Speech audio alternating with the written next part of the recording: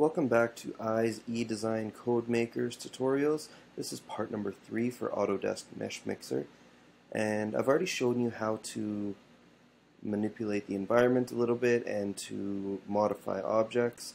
Now what I'm going to show you how to do is to take an existing object, remove parts, and add new parts based on the Meshmix catalog that they have. So the first thing I'm going to do is open this up, go to Meshmix, and click on this guy. Drag him in. We're going to modify him. So we'll hit accept. Now we want to get rid of this sphere. It's not needed anymore. So I'm going to go to select. You can start going like this, and you could paint the whole thing orange to select it all, or you can just go to modify and select all. We're going to go to edit and discard. So that's gone now. So I'm going to focus more on this guy. So we'll move over and we'll zoom in a bit. Now what we want to do is get rid of his arms. So there's a few ways you can do it. You could use the select tool and select his arms and then hit delete, but that kind of leaves a big hole in his arm as well. My favorite way of doing it is go to sculpt, and you can go to shrink smooth. We'll make the strength really high, and we're going to go to his hands and just start. We're going to make the size bigger on this too. I'm just going to click on that and just start shrinking that down. Oh, I made this a bit too big there. So make it a bit smaller so I don't delete everything. We're just going to get rid of everything that we don't want in this arm. Just smooth it down to a shoulder. We're going to do the same on this side. So just get rid of all this.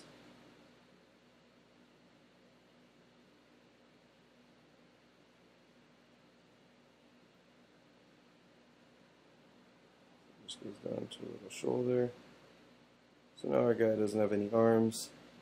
We'll go to Meshmix. So let's give him a couple arms now. So we can go up here and there's a whole section with arms. So we can see there's regular human arms, there's hands, and there's some monster arms. So let's give him a couple monster arms. So you're going to click on this, drag it in, and we're going to click it onto the shoulder that we want to put it on. And it's not going to put it exactly where we want. We want to make it bigger, so you can click this little arrow and drag it out to make it bigger. You can click this ball and move it to the spot you want it to be. And click the circle and you can rotate it around the way you want. So we've given him kind of a monster arm now. So we can hit accept. So he's got an arm there now. And we want to add one on the other side as well, so we'll go back here. We're going to drag the same arm in on the other side, so we'll click it there. So we're going to make it bigger. But wait, it's the wrong way. We've got to flip that around.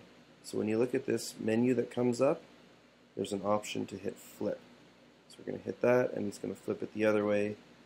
And we can do the same thing where we size it. So we'll make it about that big. I'm going to move it to the spot that it should go. I'm going to rotate it around so it kind of fits. Make it a little bit bigger. Oh, maybe a little bit smaller. We'll move it up here a little bit more. There we go. So now he's got a couple monster arms. We can hit accept. Next thing we want to do, maybe try and smooth out some of that stuff. So we're going to go to brushes, go to bubble smooth. This is pretty ugly right here. So we want to just smooth that around to make it not look so choppy around where we connected it. So we just fit it in. Same thing here, we're just going to smooth it out a bit so that it looks a little bit better and it doesn't look like there's a line that somebody just stitched something on there. So there, now we've taken our guy, we've taken his arms off and added new things, new arms. You can go here, there's all sorts of different things. You could remove his head and you could put a different animal head on. You can add legs, there's all sorts of different things that you can play with and add on to them if you want to do that. So I think that's about everything you need to know to start playing around, and I'm sure you'll find lots of other fun stuff to do while playing within Meshmixer. So thanks for listening, and I hope you have a lot of fun playing around with this stuff.